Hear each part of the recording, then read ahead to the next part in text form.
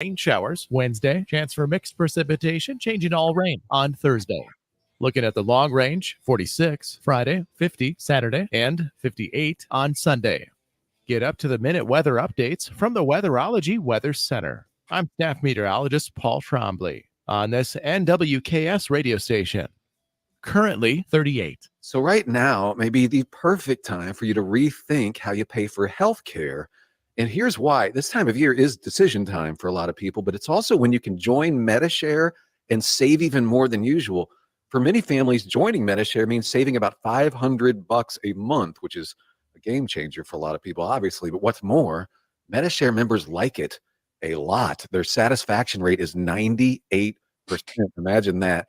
And MediShare is a proven thing, too, for over 30 years. It's a Christian community of hundreds of thousands of people now. And here's the thing. If you join before November 15th and you mention the promo code SHARE, they'll waive your application fee. So you save even more right off the bat. I'll give you the number here in a second, but just call and you'll get a price within 2 minutes. And again, the deadline is November 15th. So call now. You'll save even more. Here's the number, 866-89-BIBLE. That's 866-89-BIBLE. 866-89-BIBLE. NWKS Radio's Christmas Marketplace is set for Friday, November 29th from 1 to 6, Saturday, November 30th from 10 to 4, and Sunday, December 1st from 1 to 4 at the Colby Event Center. Vendors, don't forget to register for your 10x10 booth in the marketplace and spread the spirit of the season by helping the people of Northwest Kansas find all their Christmas gifts locally. Visit nwksradio.net for more information and how to register. NWKS Radio's Christmas Marketplace, November 29th through December 1st. With family at the heart of everything they do, Bateman Funeral Home is honored to serve families at such difficult times. Wishing you a joyous holiday season and a new year filled with peace and happiness. Bateman Funeral Home, Goodland. Your livelihood is important to you. You work hard to succeed in your farming operation, crop, livestock, home, vehicles, and special needs. We have you covered. Discounts are available for new business, remodeling, hail-resistive roofing, multi-policy, and many more. Optional coverage endorsements as well for machinery ingestion and equipment breakdown. Umbrella coverage for additional coverage on your home, farm, and auto. See the girls at the insurance agency at 1020 Main in Goodland or call 785-899-5011.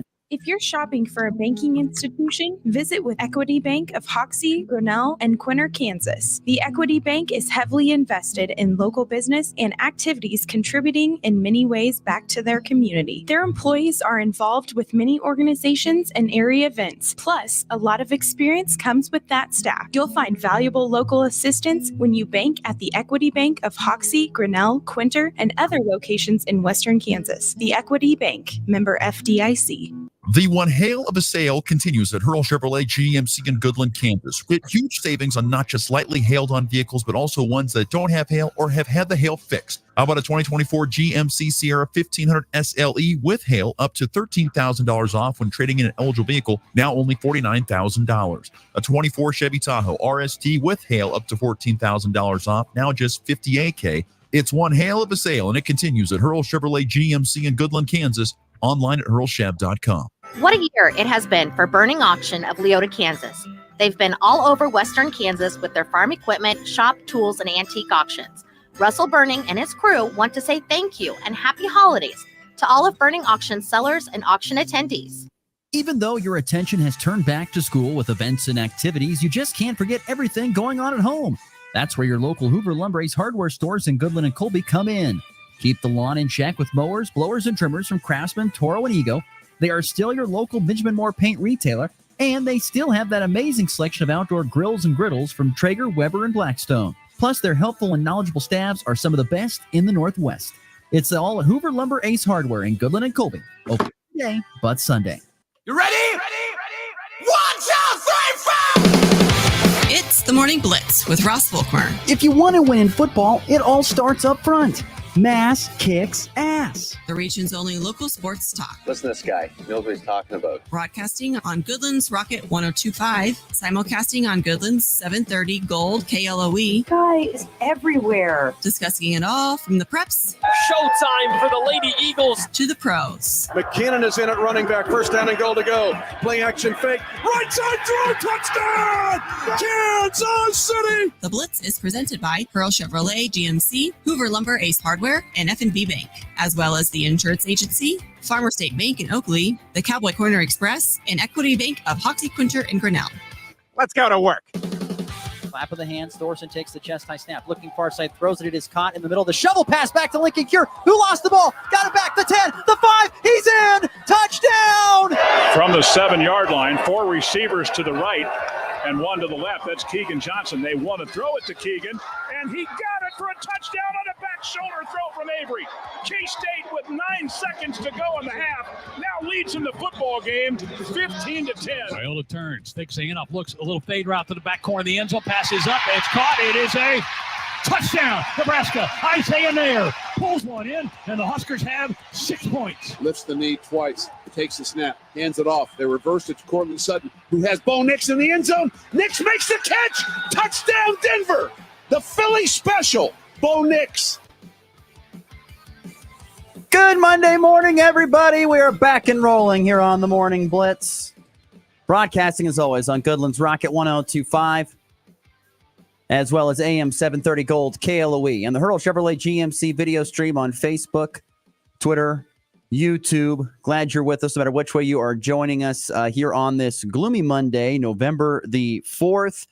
Going to be windy today, a little wind right now, going to be windy today and cool, 51 degrees, expecting kind of a very cold week. I mean, temperature is going to stay anywhere between, I think, the upper 50s to the mid 40s. So a very cool week expected this week for sure. And it's a humongous week. Not just only is it a big week, of course, just any week it is, but it's a big week for us here on the Morning Blitz, at least for me particularly, as we'll be changing buildings this week and we will be moving coming up on Tuesday. Now, whether that means we'll have a show Wednesday or we'll be in the building on Wednesday, that I cannot guarantee you yet. But we will be changing. Tuesday will be our final show here in this building tomorrow before we move into the new building over there on Cherry and Goodland, which we're all very excited, but people like me are also very nervous because I've seen the building come together and it's coming together nicely, but we are still a ways away from making it look like it's very comfortable in there. Still working our way there. But and also one more thing before we get diving in this morning. Happy birthday to my wonderful wife, Janessa. She has a birthday today.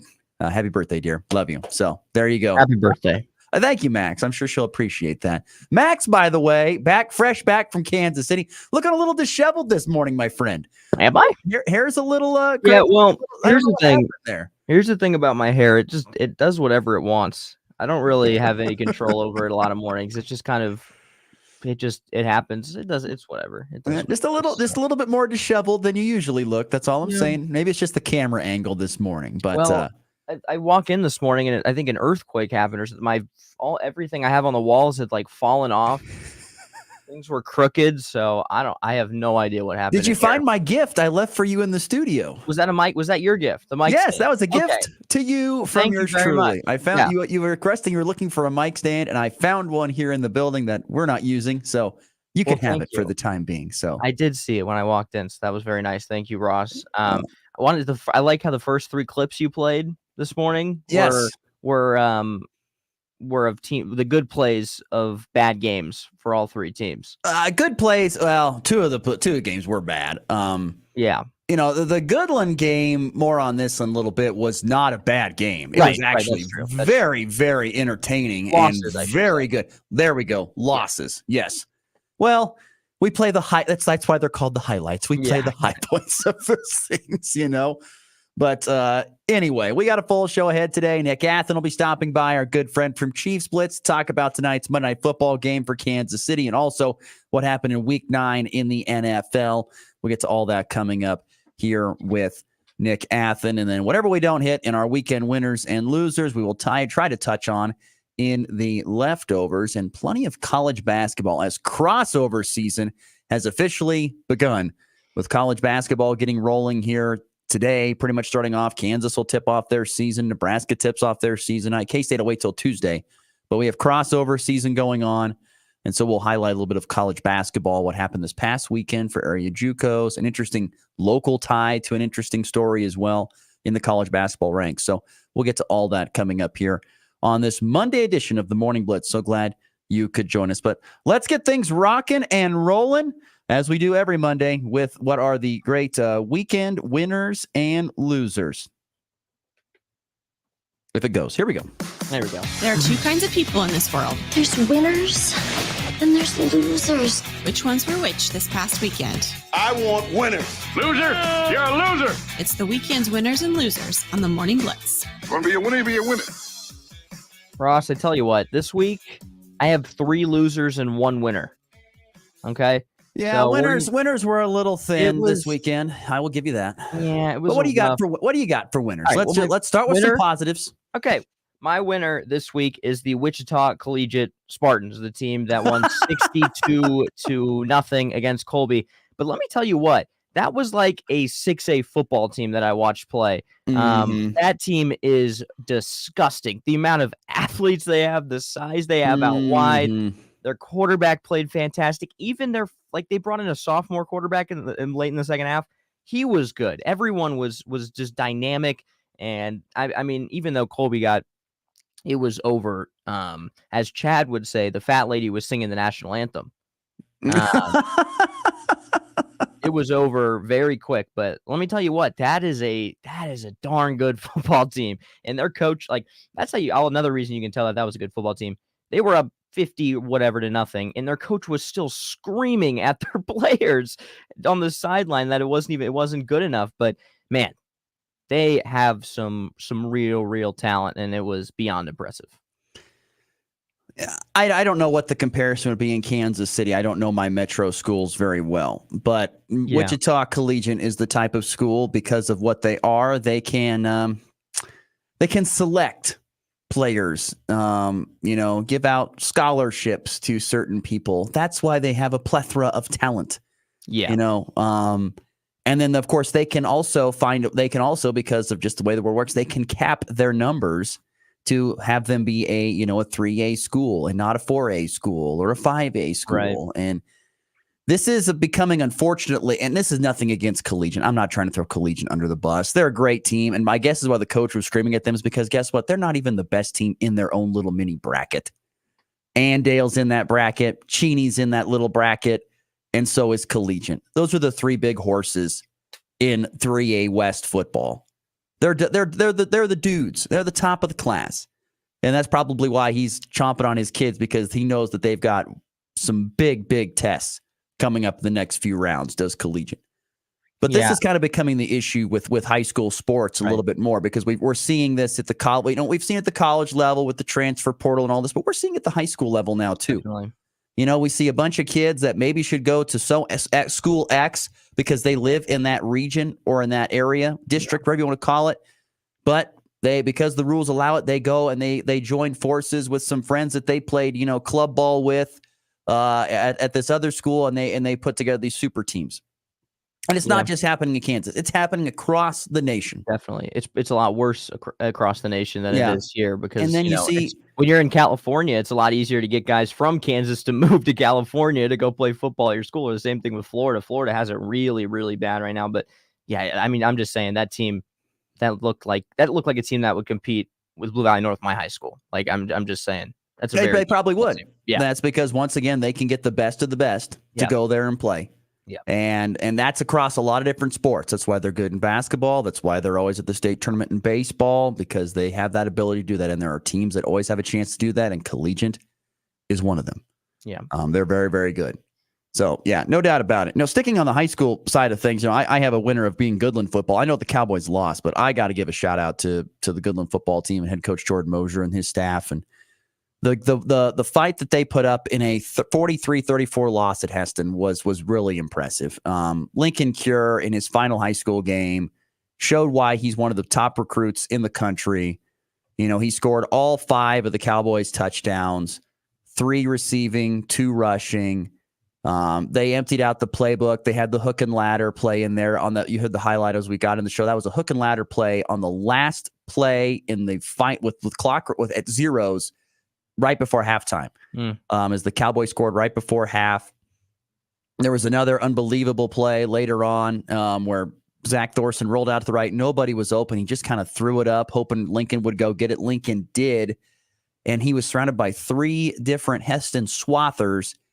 And after he caught the ball, all of a sudden, there was a path down the sideline. Lincoln took off, ran down the near sideline, took it into the house. And that, the Cowboys were a 2-point conversion away from tying the ball game up in the fourth quarter. Like Coach Mosier said to me pregame, look, we're going to have to play our best football of the season in order to have a chance to win this game. And they did. And look, we've seen Lincoln Cure play amazing, and we've seen the offense look great at many times this season. But it was the Cowboy defense that at times has looked good and other times has looked bad. But that Cowboy defense had some humongous stands, getting some fourth down stops, pressuring the quarterback. I was just so impressed with the Goodland Cowboy football team on Friday and how hard they played. They really shouldn't hang their heads. I know the season came to an end. I know they wanted to have a deeper postseason run. I know they wanted to have more than 4 wins. They would have loved to have their first winning record since 2013. All that stuff. Would have been fun to win a postseason game for the first time in 20 years. It just wasn't in the cards. Give Heston some credit. They had a big bruising back that rumbled for over 170 yards, and he had 5 touchdowns himself. But I thought the effort from Goodland was highly impressive on Friday night. I was very impressed with that effort. And the thing that stood out to me, it was exciting. It was entertaining from the broadcaster and the fan perspective. And little kids can watch, listen, and see that game, and that can inspire next generations to come play football. In a game that is kind of losing its numbers because of injuries and things of that sort to an extent at times, it was a game like that could help inspire the next generation to say, well, I want to be like so-and-so and go play football.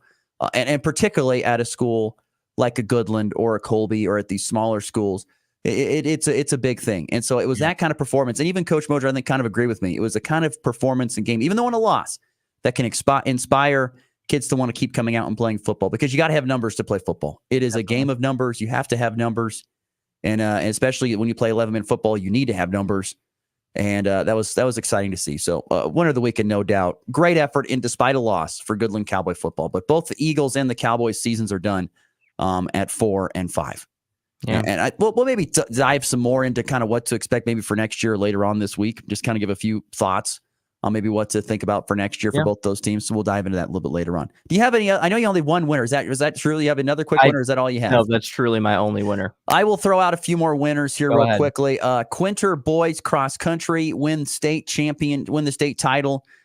They win the 1A state title. I believe it's their second in a row. If not, they finished runner-up last year and were state champs this year. But Quinter boys, with a really good performance, they win the 1A state cross country title at Wamego on Saturday. That was just some of the few state qualifiers that medaled or brought home some hardware, but that was the most important one. Elliot Churchwell led the Bulldogs. He placed third individually. Hans Dietzen, Kendrick Selensky, they finished in the top 12. Both of them did. So that led the way for the Bulldogs, who finished in first with that 1A state title in Wamego. The Quinter girls had a good showing. They finished fifth in the team standings. Brooklyn Countrymen placed 12th to earn a medal.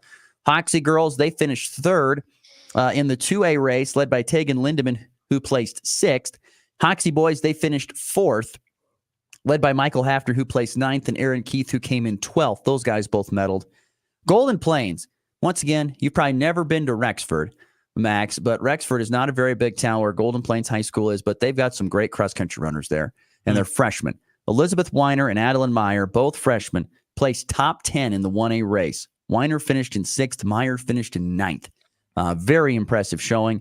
And then St. Francis, we talked about her on Friday's show, how she was doing the dual sport, both volleyball and cross-country. Well, she medaled in cross-country. She got 17th. So that was very, very impressive. For that. Some other, if you're curious about some other ones that made it, Oakley's Aaron Samuelson, he finished 56th in 2A. Goodland's Jason Gable finished 64th in 3A.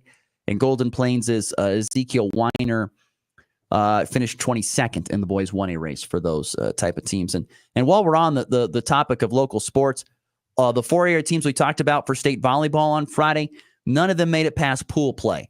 They were all knocked out in pool play. They did not make it to the Final Four or day 2 on Saturday. Oakley lost all 3 of their matches in the 2A tournament in straight sets. Greeley County was one of 2 teams that actually won a match at state. They beat St. Francis in 3. Or sorry, their lone one came against St. Francis, who lost all of their matches, did Saney.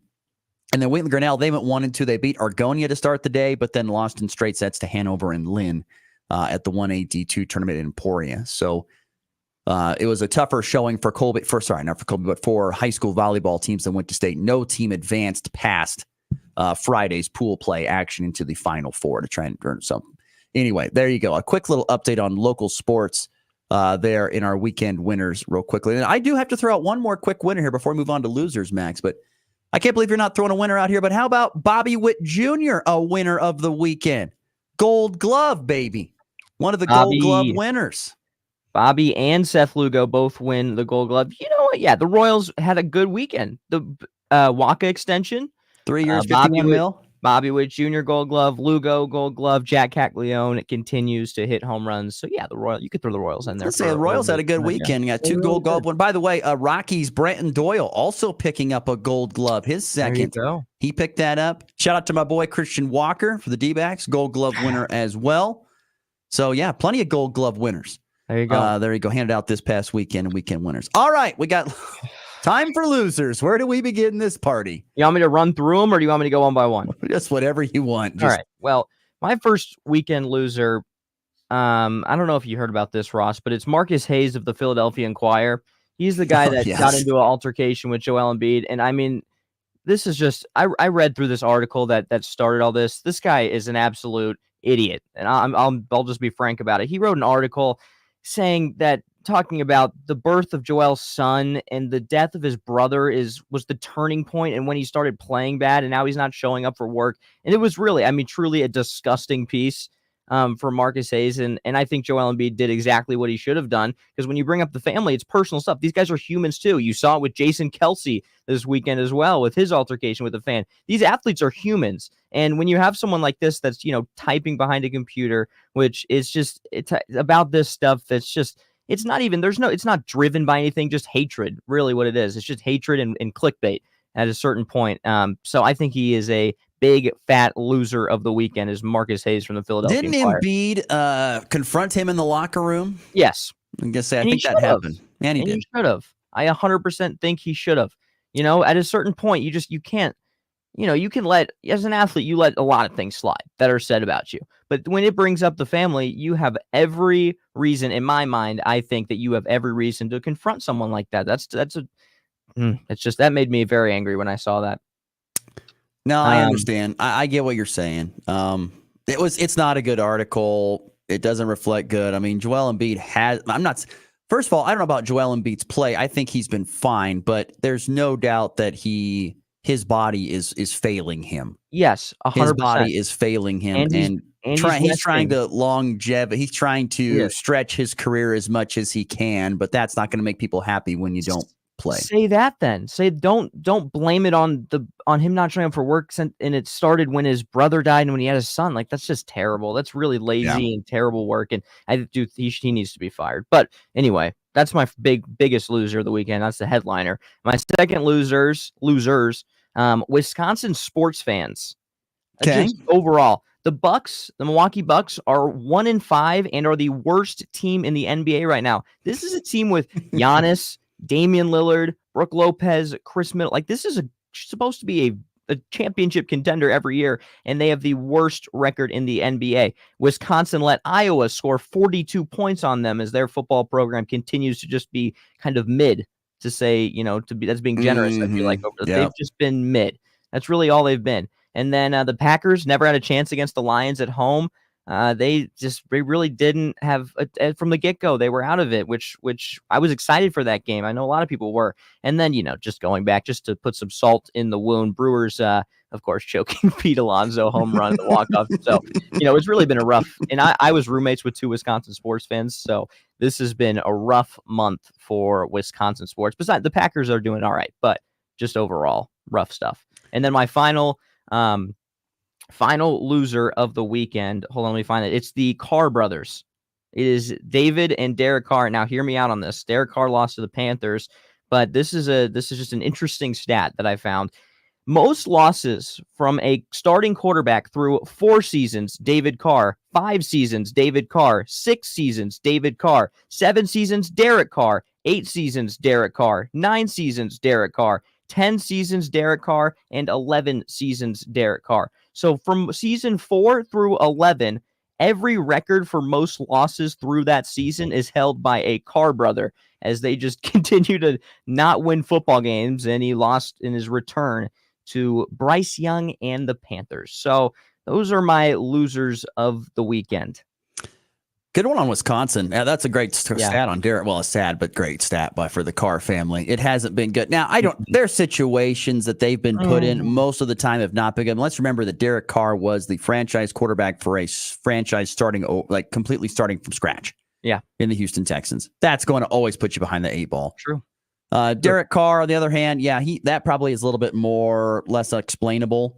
Particularly, think about the Saints. Start off 2-0, scored 91 points. They've dropped MVP 7 frontrunner. straight games. If you're a Saints fan, that's unbelievable how bad it's fallen off. Now I know the injury bug has hurt them badly. Another bad one. Chris Olave just got back from concussion and got another one, which was awful to see. He's a fantastic wide receiver. I loved him at Ohio State, but they've had some really tough issues with injuries, and they've lost 7 straight. I mean, that's a tough place to be right there after a great 2-0 start to completely fall off the truck. That's very, very tough for sure. One of our faithful listeners, Tess, chimes in and says, being a Saints fan and a Huskers fan is absolutely brutal. Oh, and that's true. Gosh. It's true. It's pretty brutal. My one loser of the weekend was the regional college football teams, not just Nebraska, but Kansas State. Ryan Gilbert sat on this show Thursday. He says, the Houston game scares me. And we sat there and thought, Ryan, you're drinking. He knew something we didn't. Houston beats Kansas State. Look, I don't care what you say. The weather was not great. The weather was poor. You're on the road in an empty stadium. There was not a soul there. You could have bought a ticket. My guess is you didn't have to buy a ticket. You could have picked one up off the street. It was probably just blowing around. You could have picked up and gone to that game down in Houston. And those games are sometimes unbelievably difficult to win because you have to bring your own energy, and that can be so difficult to do. No energy in the stadium. You're the road team. They're not going to give you anything. It'll be so hard to do. And the weather did not help with it being gloomy and rainy, and you're soaked wet all the game. And Kansas State had the lead late, but could not salt it away. Their run game could not get going. That is a humongous thing for Kansas State. If you stop the run game and you force Avery Johnson to beat you with his arm at this point in time in his career, there's a good chance he's not going to be able to do it. It has happened before in a loss to BYU. Now, he did do it against West Virginia. I'll give him credit there. But he's still a young quarterback, and he's still learning. And these are the type of things that happen. This type of game, even though I did not predict them to lose it, this type of game is the type of game that I thought when the season began would be ones that would get Kansas State. Like they'd lose a game because they have a young quarterback that makes some tough mistakes at just a bad time. It happened in this game. And Kansas State couldn't help them with their running game, and their defense, which I think has been really good all season, just completely fell apart in the fourth quarter.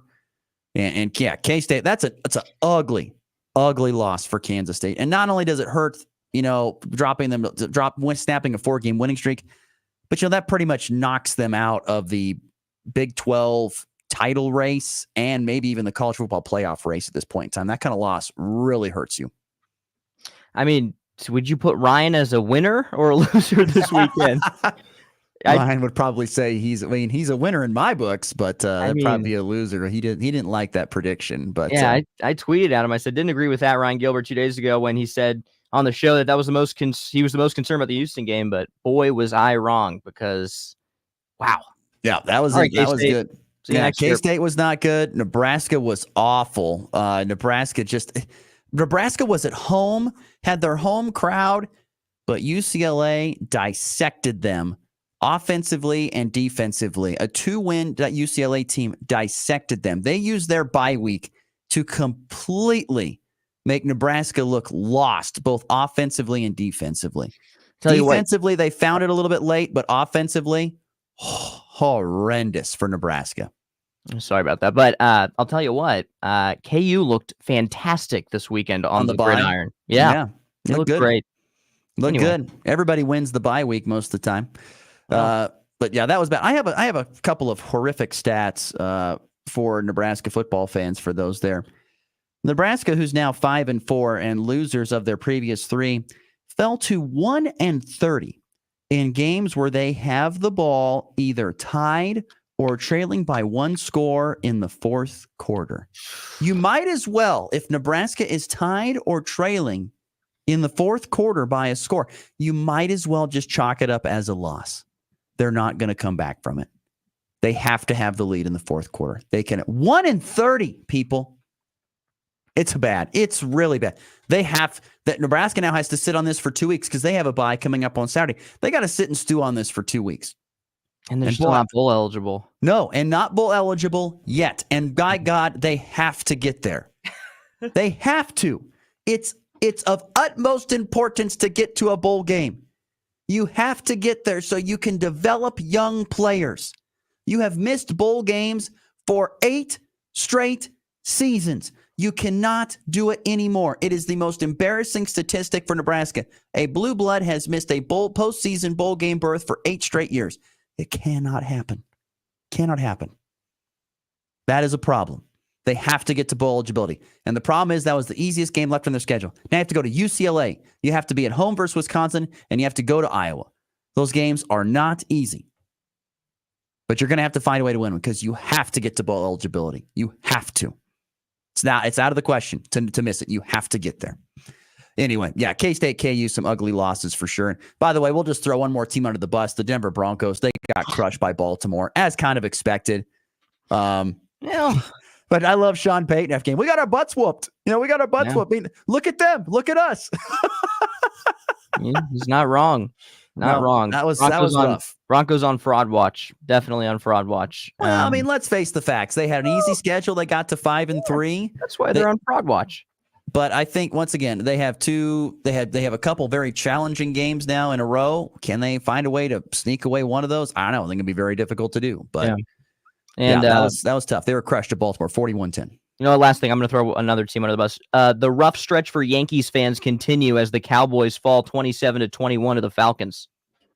Why is it the Yankees fan? You don't know the joke? That's like apparently not. Cowboy fans are like also Yankee fans and Laker fans because they're all bandwagon into one. Okay. Hopefully someone out there. Cowboys are not good. They're not good. They need to be sellers at the trade deadline, and they're going to be buyers, and it's not good.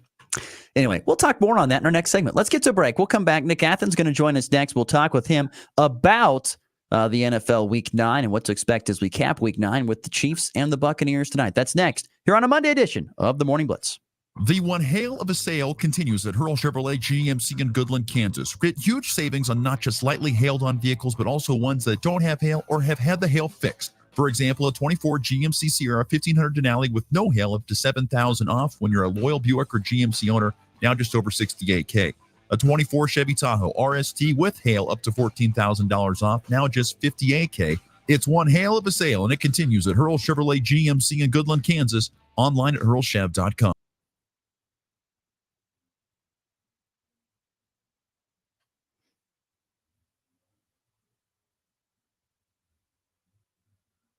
Last night, December corn higher 3 1/4 at 417 3/4. March up 1 3/4 at 431. May up 1 1/4 at 438 1/2. July corn up a cent at 443 1/4. It was on the overnight at 993 1/4. January up 11 cents at 1004 3/4. March up 10 3/4 at 1019. May soybeans up 10 3/4 at 1035 3/4. Chicago wheat December contract lower 2 1/4. At 565 1/4. March down 2 1/2 on the overnight to 585 1/4. May down 2 1/2, 596 3/4. July down 3 1/2 at 602 1/4. Kansas City wheat December contract lower 4 3/4 at 562. March down 5 1/4 at 575. May down 4 3/4 at 586. And July hard wheat down 5 1/4 at 595. On the stock market this morning, the Dow down $34 at 42,173. The S&P at $5, 5,763. The Nasdaq down $5, 20,148. Gold higher $5.80 an ounce, 2,755, and crude oil up $1.93 a barrel at 71.42. If you have any questions about marketing grain or would like to talk about risk options, call John Hankey or John Stiles at 970-744-4484, or in our Kansas City office, myself, Tom Saluda, Jared Law, or Heather Ghosh at 913-748-3000. The Anderson Trade Group, proud market partners with Kansas Farm and Ranch Radio. Find out more at andersongrain.com. The risk of loss through trading futures and or options is substantial, and each investor and or trader must consider whether this is a suitable investment. Past performance, whether actual or indicated, is not indicative of future results. The Anderson Trade Group has no guarantee that the advice given will result in profitable trades. Now's the time to get right with Pivot Bio Nitrogen. The right source at the right rate at the right time in the right place. Sounds good, right? And now is the right time to act. With zero payments, zero interest, and zero worry until December 1st, 2025 on the best source of nitrogen. Get right with Pivot Bio. For more information, visit pivotsprovenit.com. That's pivots.com. Out here, we raise stronger people, stronger crops, and we proudly raise our flag to that. Let the weather, pests, and pressures try to beat us down. We only keep growing up. With the next gen genetics, the pure acre for acre know-how of these soils, and a deep pride of our roots, we are born to raise at Hogemeyer. Learn more at therightseed.com. Outdoor lighting brings safety and security to your home, farm, or business. Midwest Energy makes outdoor lighting easy with its leased lighting program. We offer a variety of lighting types and designs, including energy-saving LED lights. Turnkey outdoor light options are available starting at around $10 a month, with electricity included. Learn more about leased lighting by calling 1-800-222-3121. Midwest Energy, a customer-owned cooperative, making energy work for you. Hey, it's Brian Haney, the voice of the Jayhawks, and you're listening to my main man, Ross Volkmer. He may be a Husker, but he also knows how to rock chalk. And you're listening to the Morning Blitz right here on 102.5 Rock.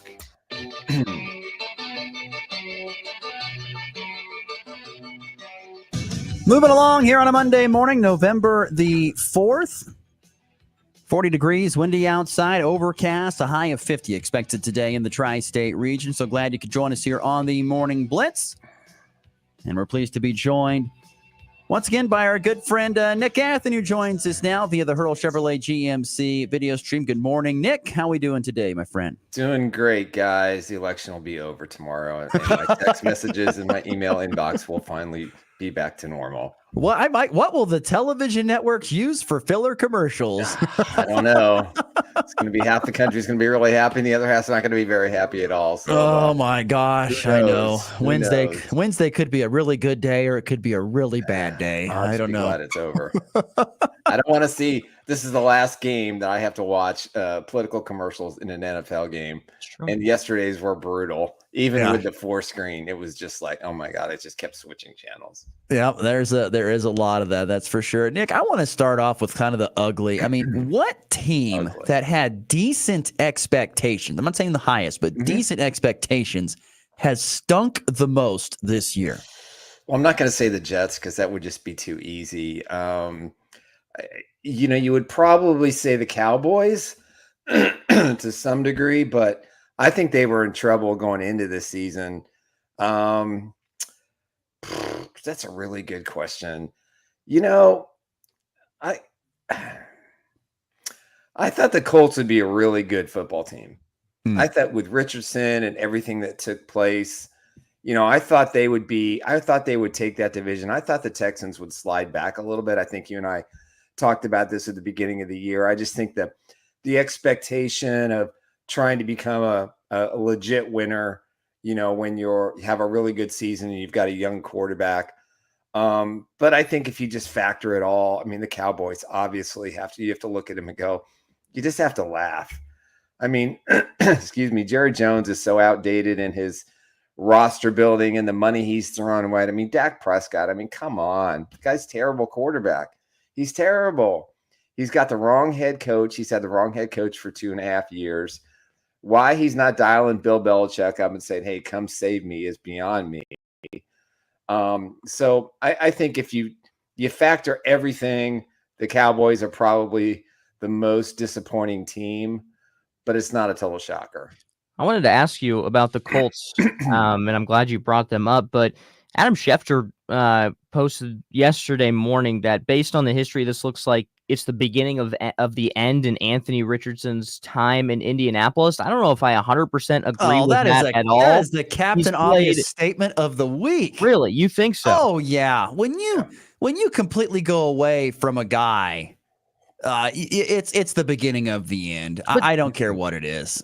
But didn't Bryce Young get benched too? He only had to get back. He only got back in because Andy Dalton got hurt in a car accident. That's the only reason he got back in. Okay. And they're playing the horrific Saints. Is the only reason they got the win. I mean, you can say whatever you want. I mean, I can answer. Sorry, Nick. I don't mean to steal your thunder, but no, this is the beginning of the end. I'm telling you, Anthony Richardson was a horrific pick. A horrific pick. He was not going to be a good NFL quarterback. He wasn't even that great of a college quarterback. But they all, it was once again based upon the underwear Olympics that this guy was going to be good. Olympics. And it's turn not. your head and cough bowl. Yes, Yeah, that's right. but yeah, it is the beginning of the end for him. Yeah, That's what I believe. I think that his days are number 2. I mean, you just don't quit. I mean, Deshaun Watson did the same thing a few weeks ago before he got hurt on the last play. He didn't want to play the last play, and you just can't. You can't time yourself out, and then you go look at your backup, Joe Flacco, who's 50 years old, and he's out there every snap taking a pounding, and he just, he plays the next play. So I think that, I would not be shocked at all if a team like the Las Vegas Raiders inquires about Richardson today or tomorrow, and I would not be shocked if he ends up a Raider either this trade cycle or in the offseason. If they don't get the Sanders kid from Colorado, and right now they'd have to move up because even though as bad as they are, they're not the number 1 pick. So that seems to me like a match made in heaven once they get a really good coach. But I think, Max, I'm with you. I think it's kind of, on one hand, it's kind of stupid to think that, but on the flip side, you don't tap out in the NFL. You just don't do it.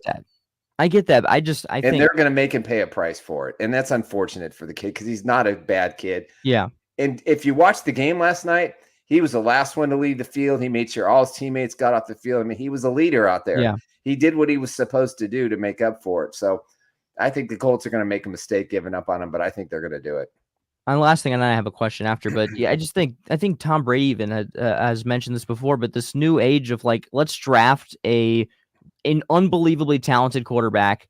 Let's dumb down the playbook, and then let's just throw him under the bus when he struggles through the first 5 games of his career. I don't know. There's no developing a quarterback anymore. I don't know. It just doesn't make sense to me. I'm going to give you the history lesson, Max.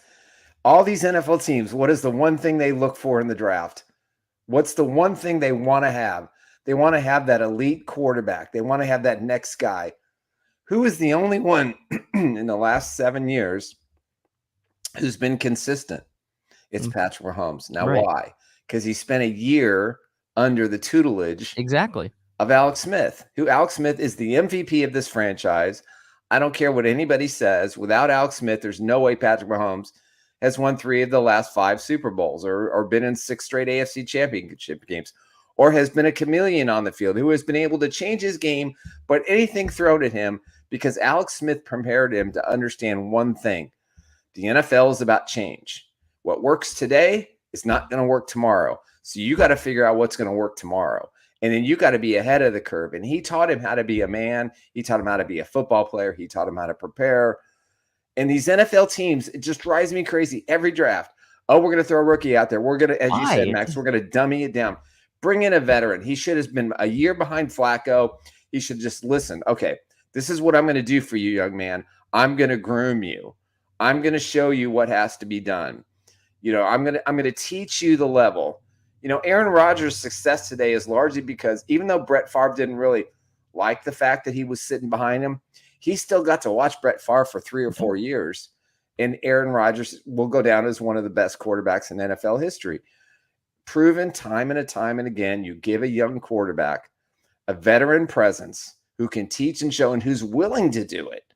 I mean, imagine Alex Smith just had the best year of your career, and Andy Reid calls you in his office and said, hey, we're looking at this kid. If he's there, we're probably going to draft him. We don't know what that means. We don't know how it's going to look, but we wanted to be honest with you. And he's going, I got one more year in Kansas City. If they draft this kid, and the way that he talks about him, if I'm an NFL GM, you can't throw these rookies out there anymore. No. Even in Chicago, look what's happened. He's a great quarterback, and yesterday he lays an egg. Yeah, I 100% agree. That Hail Mary doomed the Bears. It did. The Bears are cooked. It did. And I the think Bears are not making the playoffs. Yeah, no, they're not. But the thing is that he has talent around him, which is a little different. But yeah, I don't know. I definitely agree with what you're saying. That they need to go back to what's worked, and that's benching these quarterbacks for a year, giving them some time. But at least 1 year. Doesn't have to be 4 or 5 like it was with Rodgers. Just 1 year of just being on the scout team every week.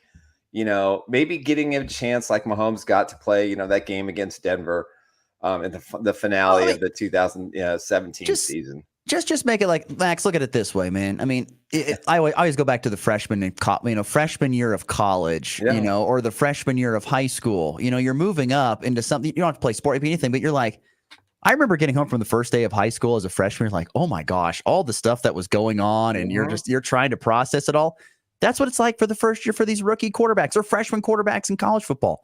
They're trying to process all this stuff and trying to lead a team. That's so hard. If you just give them a season to just marinate in it a little bit, things would maybe move a little bit better in year number 2. Nick Gathman is our guest from Chiefs Blitz. Let me make one more point. I think the other thing too is that you have to look at where these college quarterbacks come from.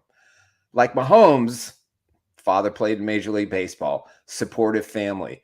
Some of these other guys, their supportive family is their entourage, and their expectation level of what they have to do or what they have to do to please all those people that help them get to the NFL. That's why you have to be critically decisive and research what you have. And I'm not saying that with Richardson or Bryce Young or any of those guys, but 2 things. They get paid a lot of money to play college football now. Bryce Young entered the NFL with a $5.5 million bank account. Think about that. Did John Elway have a $5.5 million did Patrick Mahomes? They had to work their way up. So again, you have to have the right level of coach, veteran players around you to be successful as a young quarterback. Because even in college, Ross, you don't start a lot of true freshmen at quarterback. It just doesn't happen that often. And there's a reason for it, because you're asking a high school kid to come in and say, I got this. I'm going to go against Alabama and Ohio State. I could talk about this topic all day long, guys. So sorry about that. I'm with him on the pay scale thing too. Personally, I'm thinking, God, you never go to a job, and you could apply this to NIL or anything in sports now. You never go to a job. Rarely you go where you're out of college or you're rookie and you get paid the most amount of money of anybody. No, you have to work your way up by proving your worth. And that just it's not the way it works anymore, and it's pretty sad. Yeah, it's sad. Okay, we only got time for a few more questions, but I love the conversation this morning here so far. But man, what else? What was something else that stood out big for you here from this past week of games, Nick? Just another team or another storyline that really caught your eye? I think the Bills, to me, have the look of the luck franchise right now. They have a great quarterback. They've got a coach who was on the hot seat. They've got an average defense at best. That's just my opinion. But Josh Allen is just willing this team to victory every week. And he's done a terrific job. And they're fortunate to be in a position they are, because they should have lost to the Dolphins yesterday. Let's be honest. The Dolphins are the worst coach team in the NFL. Their head coach is an absolute buffoon. He has no idea what he's doing, and he doesn't know how to manage that team. And they better be selling everything today and tomorrow at the trade deadline. But Josh Allen, however, for Chiefs fans, and I think the Bills are really the only threat. I don't think the Ravens are a threat. I'm sorry. Oh, you've got to be kidding me. No. No. Oh, hold on. Let me get there. Here's why. You are not a great NFL team if you go to Cleveland and you lose to the Browns. You're not a great NFL team. Listen, they beat an overexposed Broncos team, and they just beat them. They're not going to beat the Chiefs in the playoffs. It's not going to happen. They're not going to get past the Bills in the playoffs this year. I guarantee it. I guarantee it. What are we at? November 4th. Yeah. Write that down, Max. Happen. Put that down No, somewhere. I agree. I think the only team that scares me is the Bengals. I gotta say it. They're the only Bengals aren't team. getting into the playoffs. They're not gonna well, they don't scare me as much because they just don't do as much. The Ravens have the best quarterback playing football in the NFL right now today. No question about it. But they don't have the best quarterback in December, January, and February. They don't. That's true. That's the problem. I hear you, Ross. I'm telling you, I hear you. I'm not saying that the Chiefs will lose to them. I'm not saying that. But if I was a team wearing red, I'd be like, the Ravens scare me and the Lions scare me. Those two teams scare me. Andy Reid and Steve Spagnuolo against the Ravens any week. He's going to beat him. And that's a valid point. He's going to beat him. He's going to beat him 3 out of 4 quarters every game. Yeah. And it's been that way in history. All right, let's wrap it up here with tonight. I mean, the Chiefs have got to. They're playing the Buccaneers, who are just banged up with injuries. I mean, they should take care of business. Plus, they're at home. The weather's not going to be great. I mean, this should be a Chiefs win to cover that 9 whatever points it is. What are your thoughts? What would be an issue if the Buccaneers are able to keep this game close? Well, I think the biggest issue for the Chiefs is they're going to have to scrap some of their game plan because they lost not 1 but 2 tight ends this week. You know, they lost Jared Wiley and Fordson. Fordson. That's huge. That run personnel 4 tight end look that the Chiefs have been giving, or even the 3 tight end. Now Hendershot, who used to play for the Cowboys, is next guy up. They're probably going to have to find another tight end, I would think. But that to me is going to be a big. I'm curious to see how that unfolds. But this is a game they should win. The Broncos game I thought would be a lot tougher, but after I saw what I saw yesterday against the Ravens, they're just not ready. You know, you put them up against a good team. So the next 2 weeks, the Chiefs have enough time to tinker their offense before they go to Buffalo and play the Bills. And should the Chiefs win that game, they will run the table. They will not lose the rest of the season. The Bills are the toughest game. Of course, watch, the Bucs upset the Chiefs tonight. But I think that's a big key. And I think the bigger key will be if the rumor is correct about Marshawn Lattimore coming to the Chiefs, the Saints cornerback. That would be a nice get at some point today. I think Brett Veach will be active. So depending on how the game unfolds, the Chiefs should win, and I expect the Chiefs to make 1 or maybe 2 more trades before the trade deadline. Ironically, is tomorrow. That's just crazy to me. Yeah. Two quick things very quickly here, but Uche. They signed what do you think of that signing or getting him traded for him? That's terrific. This guy's a Frank Clark with a motor. I mean, he's just a pass rusher. That's all he does. He can run blitz, which is really good as well. He has so much speed on the edge. He's not the biggest guy in the world, but the Patriots misused him the last year and a half. A couple of years ago, he had 11 and a half or 12 sacks. 12, yeah. If he gets 4 or 5 sacks between now and the end of the season and makes a couple of plays in the postseason, I mean, it's a no-risk signing. It didn't cost him anything. If he becomes a free agent, they get a 7th round comp pick, and they're giving up a 6th in 2026 or something like that. So, to me, that was a terrific move. And again, the Chiefs and the Patriots have a good relationship, so don't be shocked if there's another trade between the 2 teams. Oh, and one more fun part is this could be for the group. Does it seem like the trade deadline is more active this year than I can ever remember? It feels like it is. I don't know. Usually, because you think trade deadline. I always think with Major League Baseball, well, it's going to be active. We'll see lots of players, but and maybe in the NBA you see it too, but not as much in the NFL because you got to come in, you got to learn a new playbook, all that stuff, and it's hard to do. But I feel like the trade deadline has been the most active that I can ever remember this year. It could be. I think so. I mean, because you've got teams. I mean, the disparity between the good teams and the bad teams. I mean, it's like you got maybe 6-7 teams in each conference, and then everybody else just sucks. And so we're not used to having that. It's not usually the way it is. True. It's usually more competitive when you get to the trade deadline. But I think there are 7 teams that only have 2 wins. All of them are 3 wins. That maybe makes it 10 or 12 teams. Sell, and get draft picks that you're going to be bad at picking players and go through the cycle over and over again because there's only about 6 elite teams in the NFL these days. And so I think that you're going to see a lot of movement today. I think you're going to see a lot of desperation. I don't think you're going to see a team go crazy, overpay for somebody, but I expect the Lions to get a pass rusher. I think the Chiefs are going to add a corner. I think the Bills are going to add another receiver. I think the Ravens are going to add another defensive player because I think they need it. It's just a matter of what they can convince other teams to give up and, what relationships these GMs have with one another. But I think it's going to be wild, wild west the next day and a half for the trade deadline. Crazy stuff, but great stuff with Nick Athen from Chiefs Blitz. Nick, thank you, my friend. Always great stuff. Vote, vote, vote, vote. That's right. Get out and vote. Thank you, Nick. We'll talk to you next week. All right, guys. Take care. Once again, great stuff there from Nick Athen here on the Morning Blitz. All right, let's get to break. We'll come back, wrap the show with some leftovers and the walk-off. This next here on the Blitz.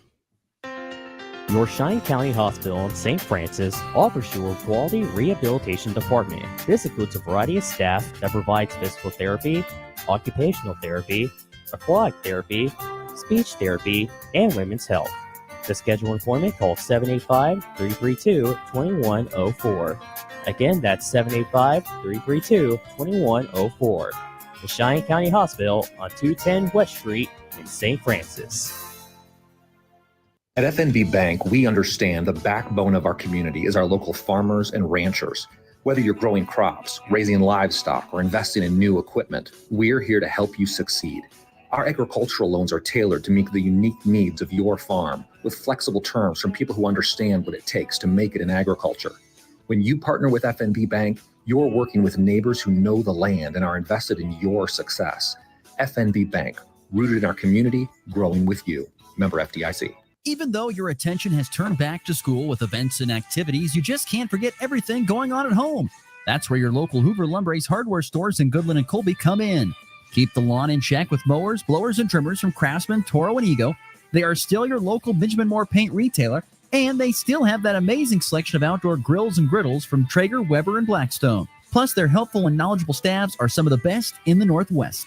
It's all at Hoover Lumber Ace Hardware in Goodland and Colby. Open every day but Sunday. The Farmers State Bank of Oakley has been financing agriculture since the day we opened our doors. Hello, this is Corbin, and we are proud to be your locally owned partner in ag. We invite you to come and visit with us when you need to purchase new or used farm equipment, or need any type of agriculture or business loan. We have the knowledge, experience, and financial resources to keep you growing. The Farmers State Bank of Oakley, a tradition of community and agriculture for over 115 years. Member FDIC. Hey, it's Brian Haney, the voice of the Jayhawks. A two-hand follow jam is true for Josh Jackson. And you're listening to the Morning Blitz with my main man, Ross Volkmer, right here on 102.5 You Rock.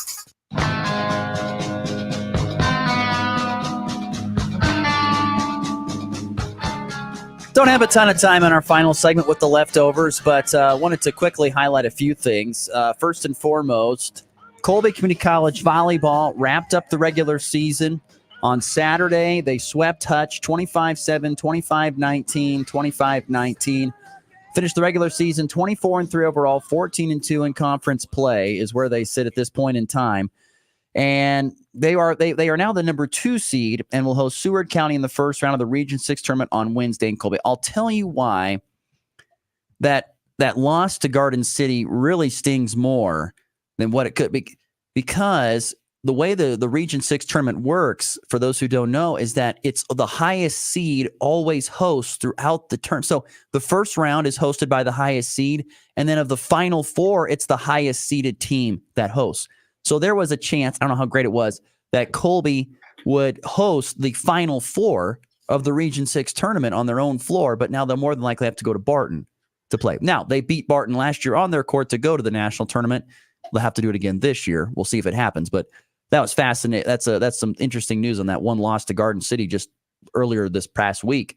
That kind of did them in a little bit in that area, but CCC Volley did bounce back to get a sweep of Hutch on Saturday. And we mentioned this earlier in the show, but I want to throw it out there. Michael Waka staying with the Royals, a 3-year, $51 million deal to stay with Kansas City. I'm sure that makes Max happy. It does. He's great, and I think he has as much longevity as Seth Lugo does in his arm. I know he's older, but I think it was a great deal. I'm happy for Bob that he finally got recognized for his defense. I think he got robbed last year. Lugo with a Cy Young, at least he won some award because he had a phenomenal season on the mound. And then some breaking news here, Ross. We were just talking about the Saints. Wait. Okay, hold on. Breaking news reported by everyone now at this point, but the Saints have officially fired head coach Dennis Allen. Ooh. Broken by Adam Schefter. Saucy. After starting off the season with back-to-back wins. They have lost the last 7, and the Panthers beating you will end up with you losing your job. Yeah, that sounds about right. He's actually, honestly, I give Dennis Allen a lot of credit. He held that job a lot longer than I thought he would. So I'll give him a lot of credit on that. Sure. There you go. Some of the leftovers. All right, on to the walk-off. A 3-run walk-off home run. A game-winning walk-off with a walk-off. His second walk-off hit of the season. In walk-off fashion. That baby's go. Quickly, how'd you do on picks? Terrible. I honestly don't know if I got. Well, we still have to wait for. Yep, we got a game tonight. We both have the Chiefs to cover. I didn't even watch. I was driving home. I didn't get home till like midnight last night. Did the Jaguars or did the Vikings win or lose to the Colts? The Vikings got the win. They got the win. Okay, so there, I got that one right. So Ravens, I got right. Yep. 1 win. Nebraska wrong. K-State wrong. Yep. Jaguars wrong. Vikings right. And we'll see if the Chiefs win tonight. So you have. So real bad, Ross. So what is that record? 1-4 with a game still to go? Yeah, and then you know what? I was close with the Jaguars upset. I was close. Close only comes in. It was an out there pick, and I was ready. I was going to text you as soon as they won. Hand grenades. Close only comes in horseshoes and hand grenades, my friend. I am sitting at 2-3 going into tonight's game. I could get to 500 if the Chiefs get the win and cover the 9 over the Bucs as I continue to pull away from Maxwell. I gotta lock in. Real quickly, some stories out of college basketball. The JUCO basketball season did tip off this past weekend. Colby men went 1-1 at the Otero Classic. They beat Trinidad State by 4, lost to Otero pretty handily. Colby women, they beat Sterling JV 88-43. Fort Hays Tech Northwest women 0-2, lost to Western Nebraska pretty handily, and Salt Lake Community College pretty handily at a classic out in Wyoming. And then, of course, KU basketball's on docket for tonight. And, of course, a cool story that I'll have to save for tomorrow. I'm just out of time. KU basketball tonight, though. But I'll save that story for tomorrow. See you tomorrow here on The Blitz. Rocket 102.5 is KKCI, Goodland, Colby, Burlington. This is where classic rock legends take flight. Rocket.